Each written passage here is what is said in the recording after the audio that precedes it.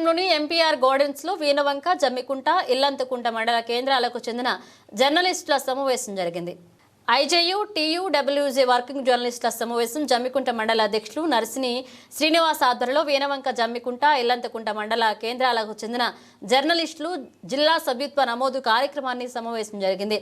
ఈ సమావేశానికి ముఖ్య అతిథిగా హాజరయ్యారు మాజీ రాష్ట్ర అధ్యక్షులు, ప్రస్తుత జిల్లా కన్వీనర్ నగునూరి శేఖర్ సమక్షంలో సభ్యత్వ నమోదు కార్యక్రమం జరిగింది. ఈ సందర్భంగా నగునూరి శేఖర్ మాట్లాడుతూ రాష్ట్ర వర్కింగ్ జర్నలిస్ట్ ఐజేయు ఆదేశాల మేరకు జిల్లాలో ప్రతి మండలంలో సభ్యత్వ నమోదు కార్యక్రమాలను చేపట్టడం జరిగిందని, మండలానికి చెందిన విలేకరులు జిల్లా సభ్యత్వ నమోదును తీసుకోవాలని కోరారు. ఇక మండలాల్లో ఉన్న వర్కింగ్ జర్నలిస్టులు ఎదుర్కొంటున్న సమస్యల గురించి, నివేశన స్థలాల గురించి రాష్ట్ర ప్రెస్ అకాడమీ చైర్మన్ శ్రీనివాసారెడ్డి దృష్టికి తీసుకువెళ్లడం జరుగుతుందని పేర్కొన్నారు. ఈ కార్యక్రమంలో రాష్ట్ర కార్యవర్గ సభ్యులు గాండా శ్రీనివాస్, మధుకర్ రెడ్డితో పాటు 3 మండలాలకు చెందిన వర్కింగ్ జర్నలిస్టులు పాల్గొన్నారు. కార్యవర్గం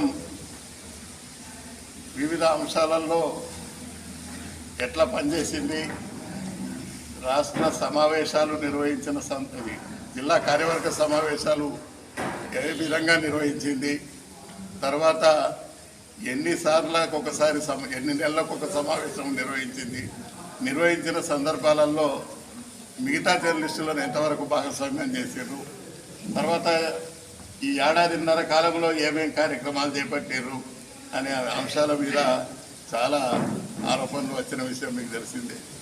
వాటన్నిటికీ పక్కన పెడితే రాష్ట్ర ఎలక్షన్ ఎప్పుడైతే జరుగుతుంది అని చెప్పి మనం చర్చ ప్రారంభించినప్పుడు అట్లా ఉన్న వాళ్ళకు మాత్రమే అందులో పోటీ చేసే అధికారం ఉంది.